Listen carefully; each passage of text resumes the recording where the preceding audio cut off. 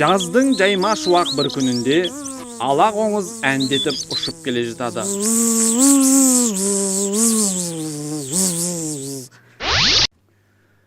Кенеттен өзіне қарай шүйліккен қарлығашты көріп, бас сауғалап төмендегі егістікке қарай құлдырай түседі.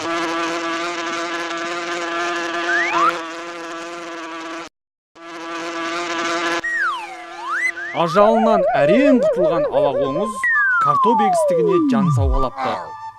Енді ол айналасын бір шолып алып, картоп жапырақтарын опырып жей бастайды. Үшінші қоймаға апарыңдар. Тезірек қимылдаңдар. Күн батуға таяу. Тезірек қимылдаңдар. Жіберіңдер мені. Өңшен құрт құмырсқа шыбын шіркейлер, жібер!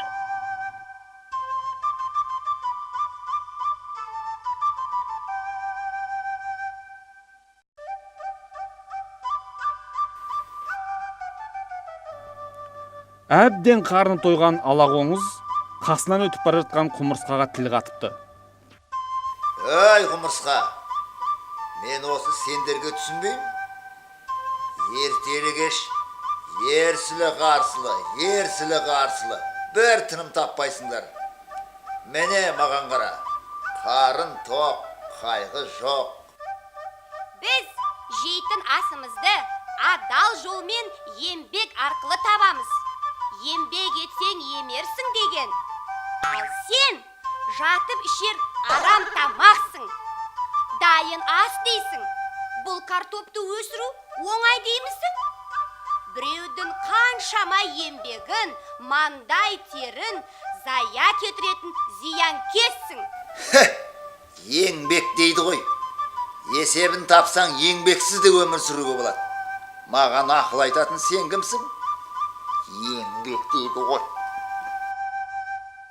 Сол күні егістікке әкесі мен баласы келіпті. Жүйекті аралап жүрген бала картоп жапырағына жасырынған ала қоңызды көріп: Әке, мұнан қараңыз. Картопты ала қоңыз баса бастапты. "Иә балам, ертең егістікті дәрілейміз." Бұл сөзді ұйықтап жатқан ала қоңыз естімеген еді.